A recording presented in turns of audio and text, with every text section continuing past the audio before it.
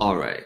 So the title was sort of like steering towards animation, because that's what I do right now at Netflix, even though my experience are in games and animation. So in the end of the day, my main job now is just creating an environment where or condition where ideas can be discussed, or sort of concepts or world for that matter.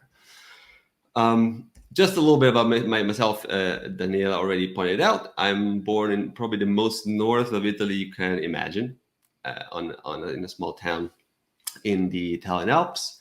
And that's probably the reason why I, for the last 15 years, have obsessively drawn mountains with faces, which for a reason that we will get to in a second.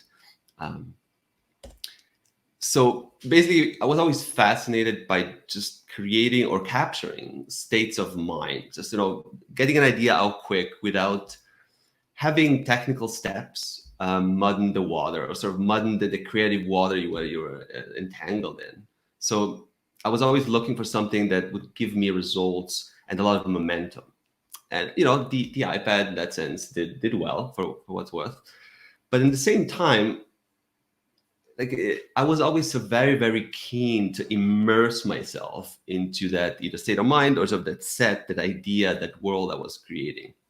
So for better or for worse, I've done that with stop motion sets and other projects in the past, because beyond just sketching it out, you could also just feel it and just be in it somewhat, and that just gave birth to the pieces I'm personally most happy with, where in some capacity I could also experience it during the process.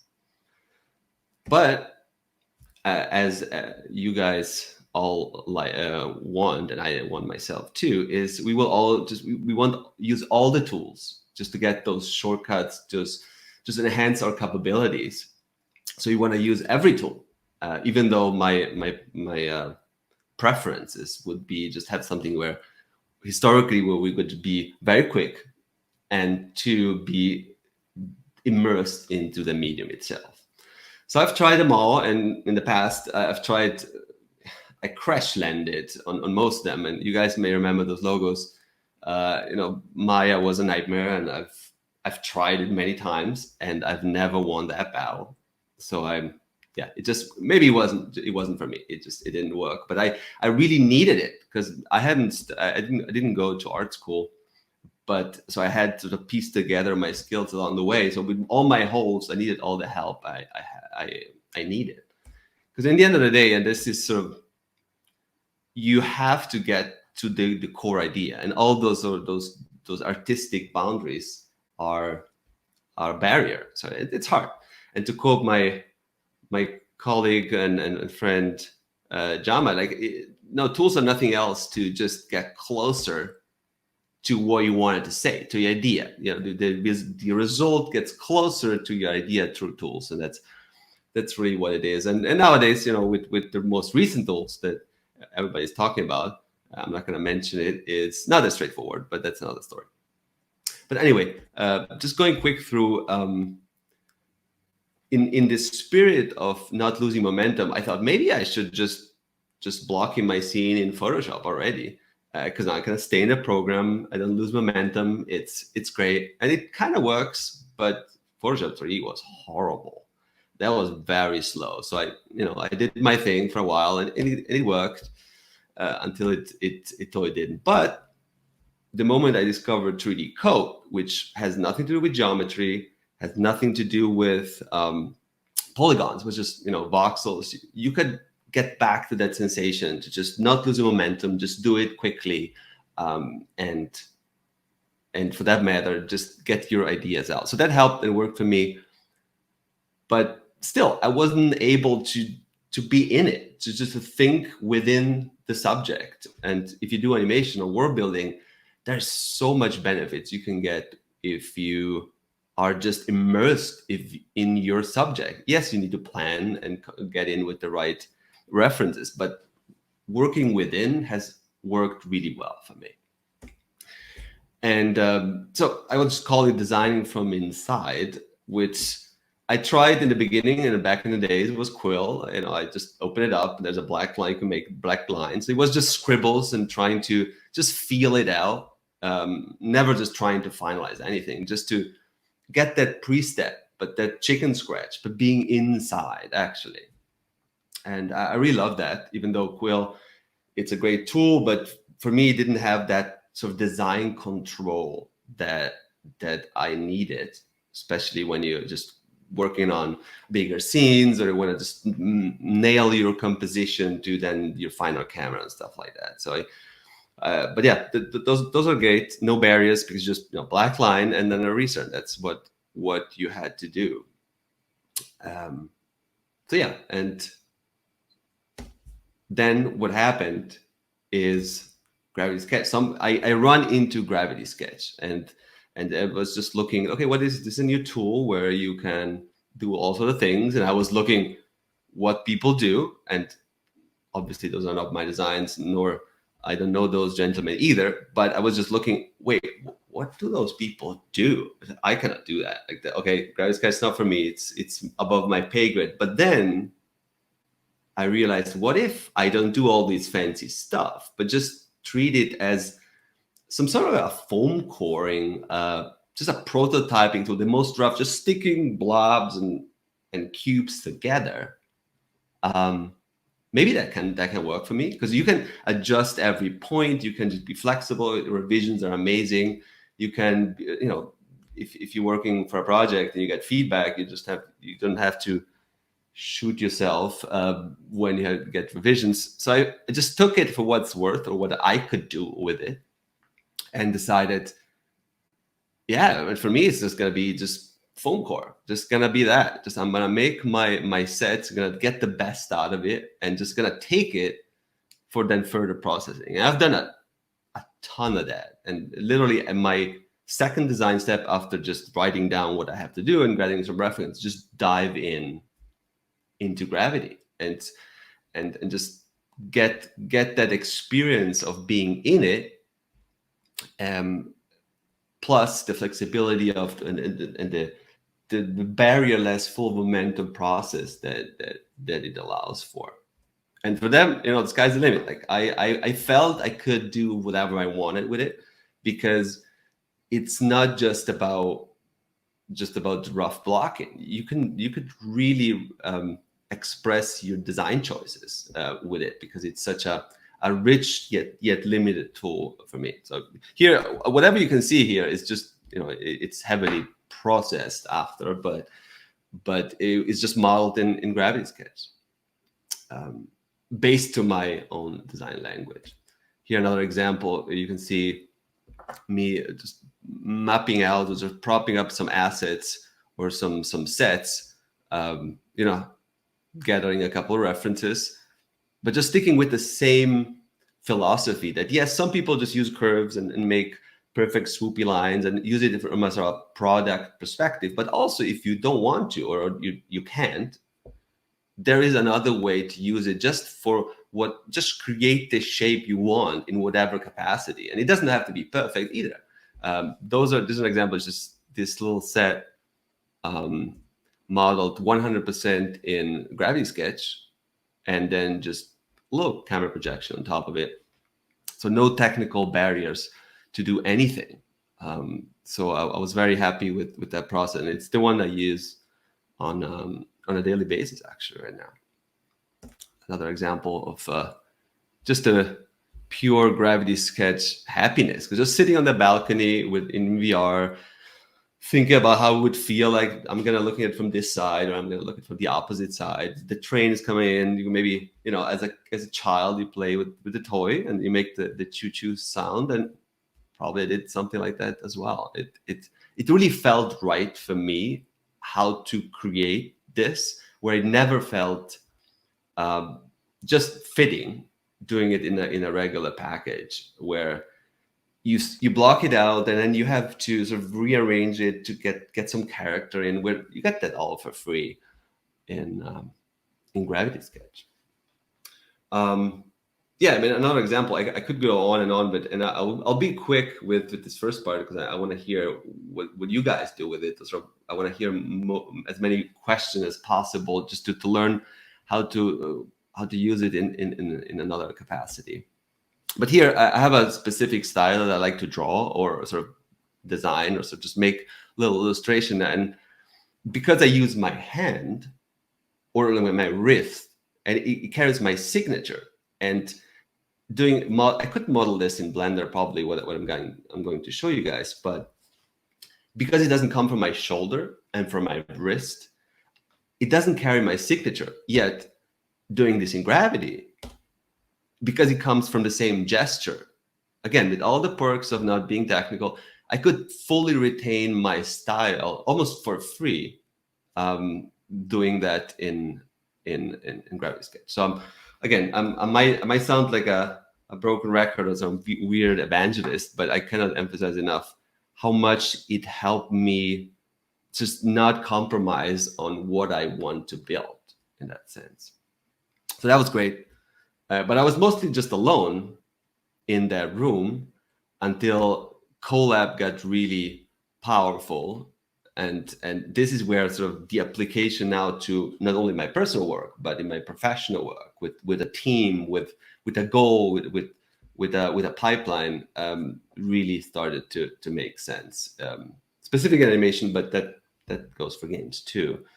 So we used to just see where we would end it. So just inviting four of my friends, so Dor, Jules, Ian, Simon, we would just hang out in a room and just see what can we build in a very limited amount of time.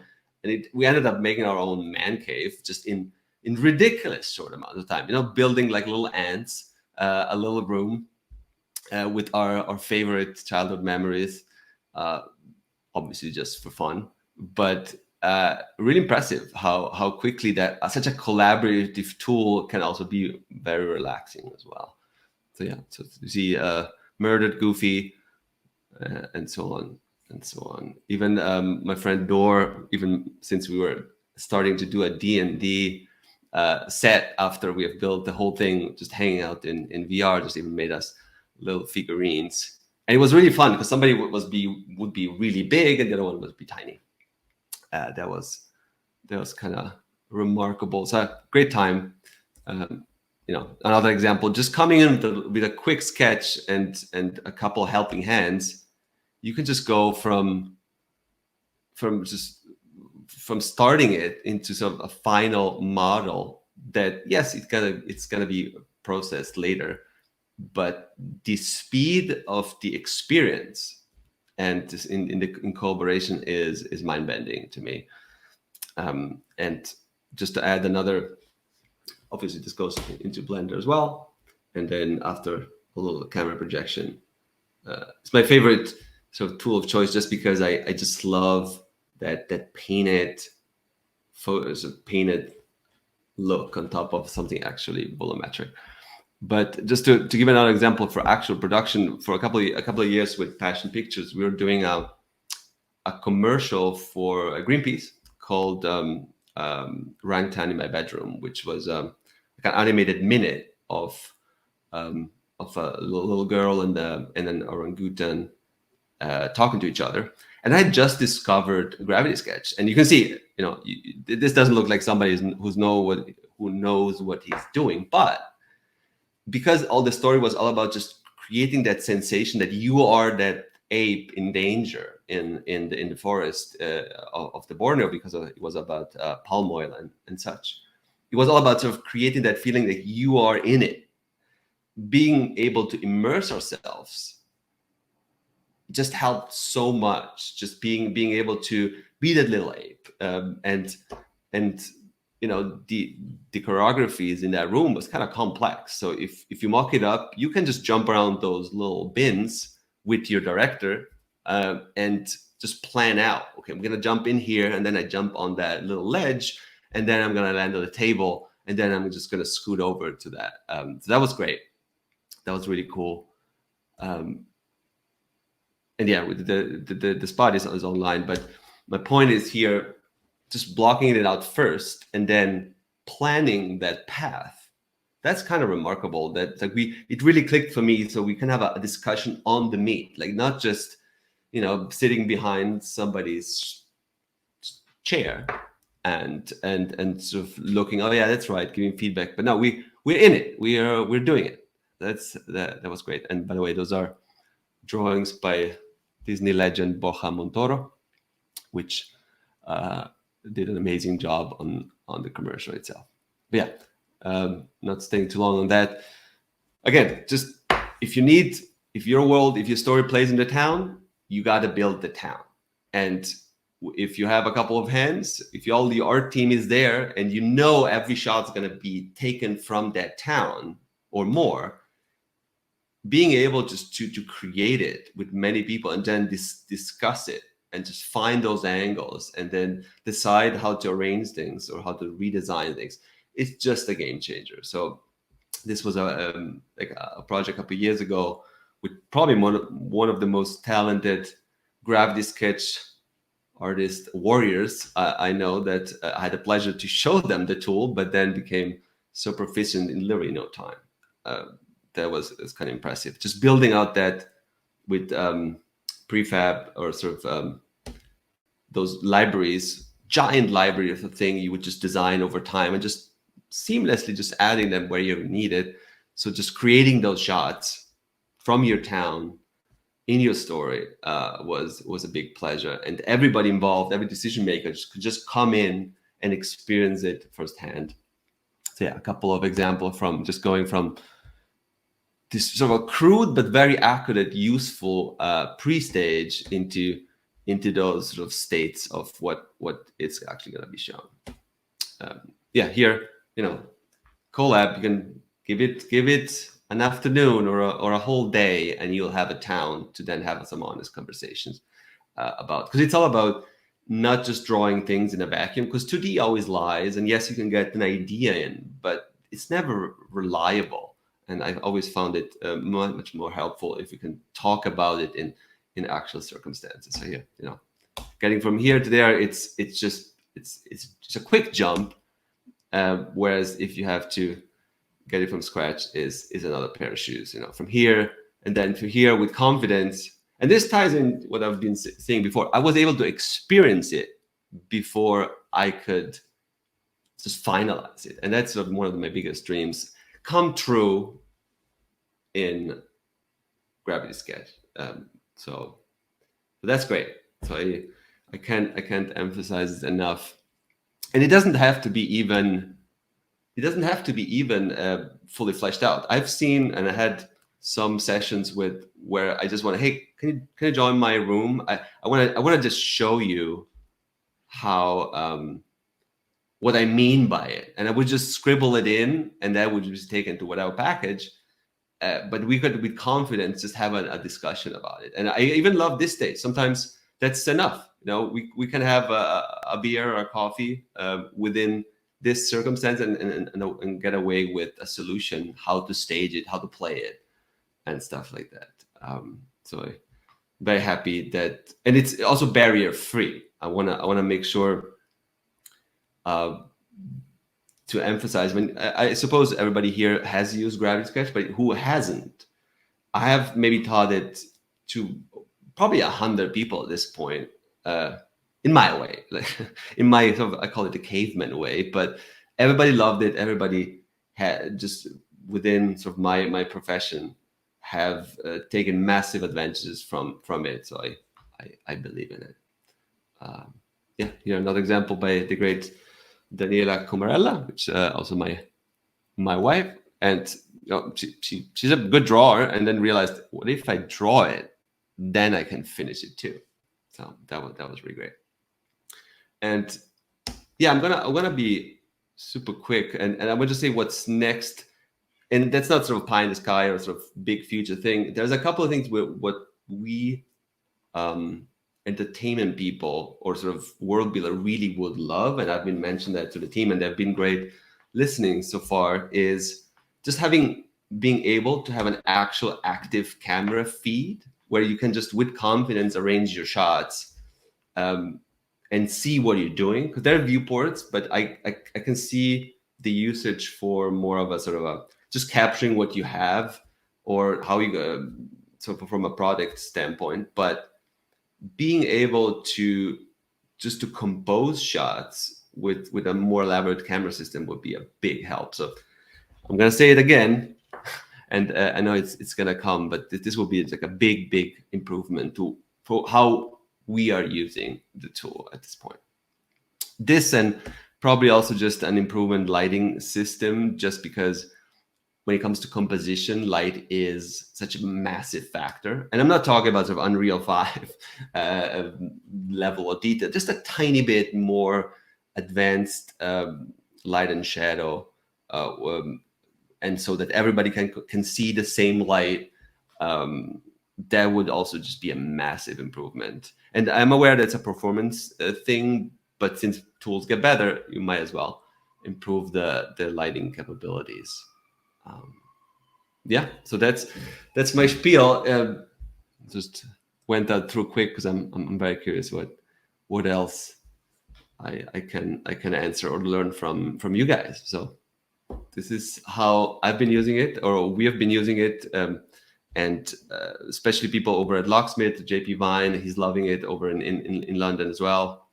He never stopped talking about it, how much him as a feature director loved to just assess the situation in this environment, or from Alex Hirsch to Mark Osborne, everybody had a great time with it. So this is good. Yeah, this is all I got.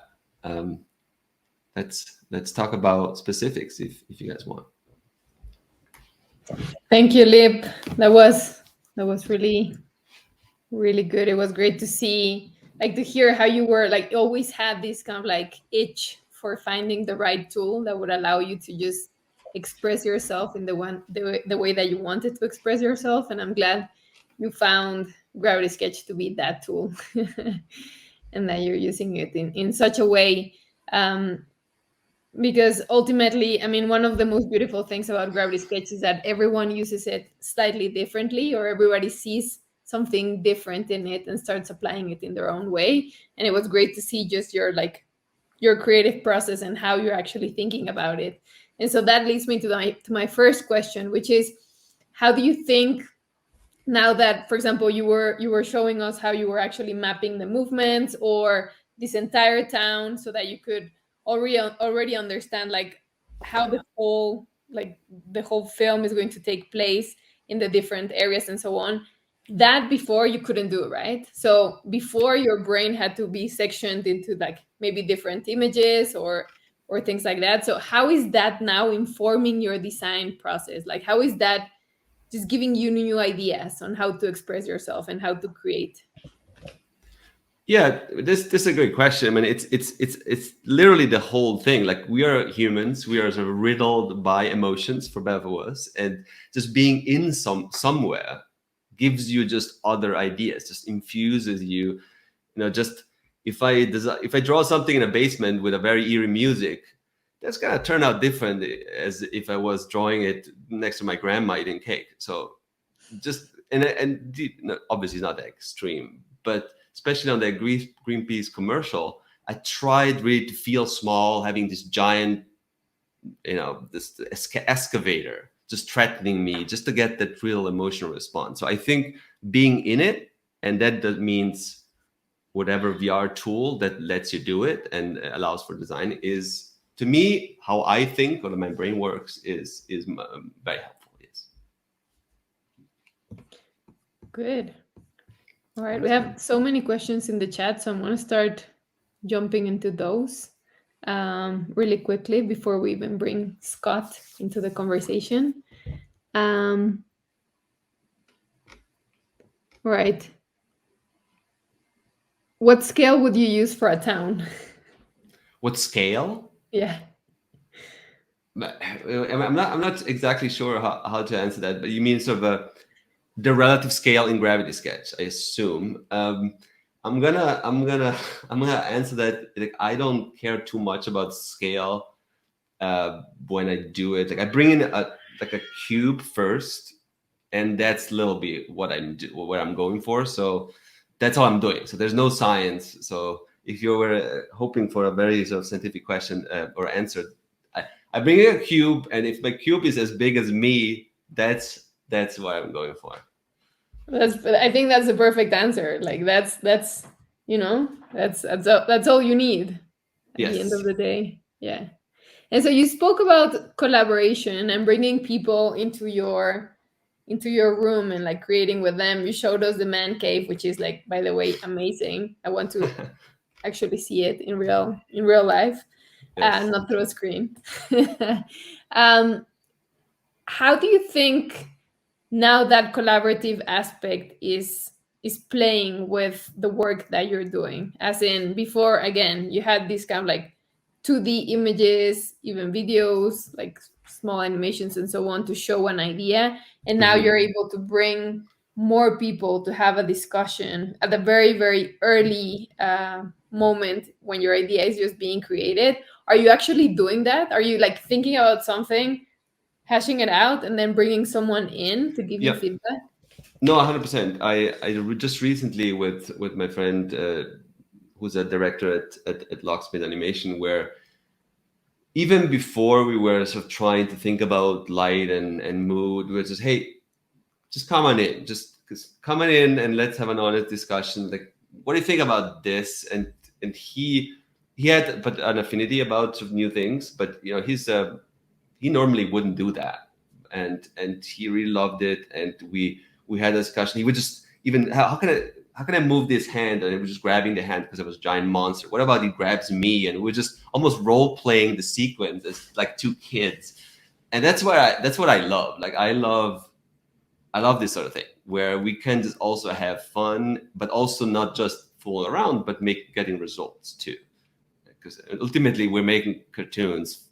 We're not saving lives. We're not doing it. Well, maybe you're making people's lives happier, at least. Yes.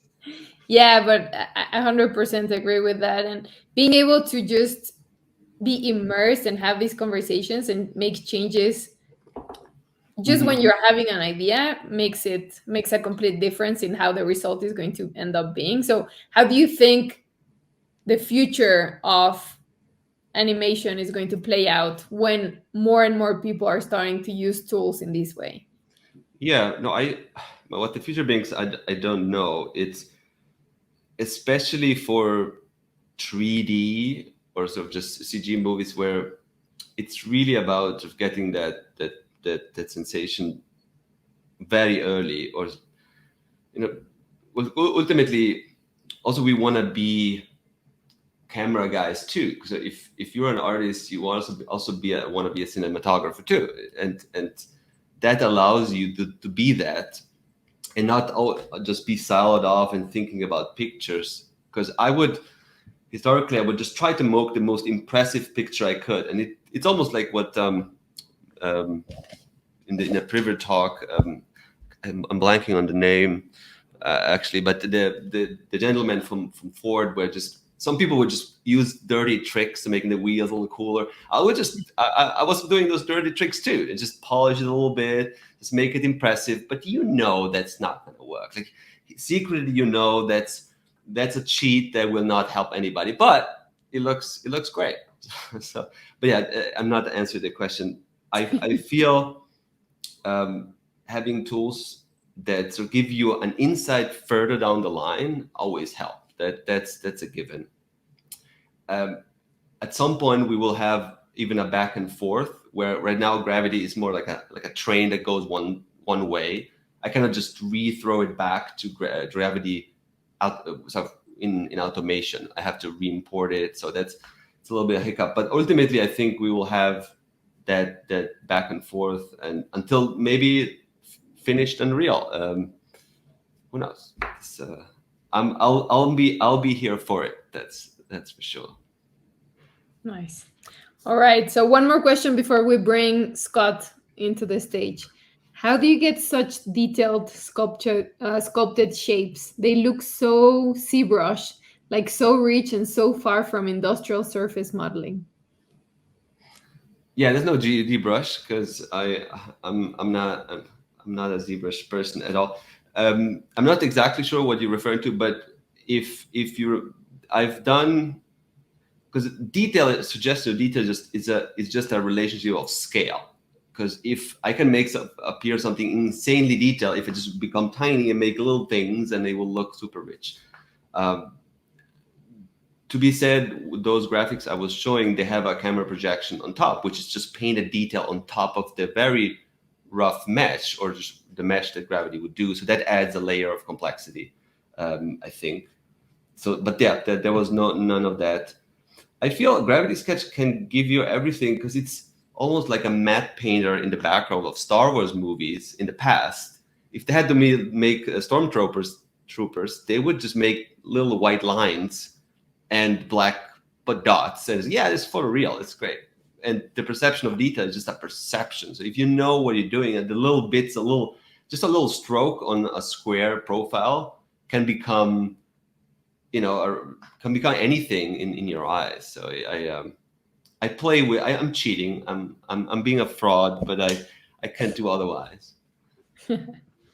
Nice. All right. Well, I would love to welcome Scott Robertson, because I think it's going to be an amazing conversation with you, Lip and Scott. I would welcome him onto stage.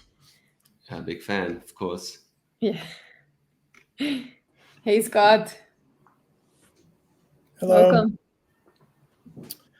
Amazing stuff, Lip, as usual. Fun Cheers. to see the progression over time and the skills evolve. But I jotted down a couple questions that I know I had in the back of my mind when I saw some of the color renderings flash up versus the Gravity Sketch screenshot. Mm-hmm. And I was like, oh, how? Just how? What's the jump from the Gravity Sketch diorama block model to the full color rendering? So could you maybe expand on just that little bit of pipeline? Is it how much 3D, how much Photoshop? Talk a little bit about that camera projection with the textures. Sure. So as we know, Gravity Sketch doesn't allow to render. There's no path tracing. That it stays in this sort of visualizing stage. I will make a case for, and probably you will agree with me, like the fact that I can camera project something so quickly onto something that I basically finished in Gravity Sketch is because I've tried to understand how light works. So I've learned how to do it.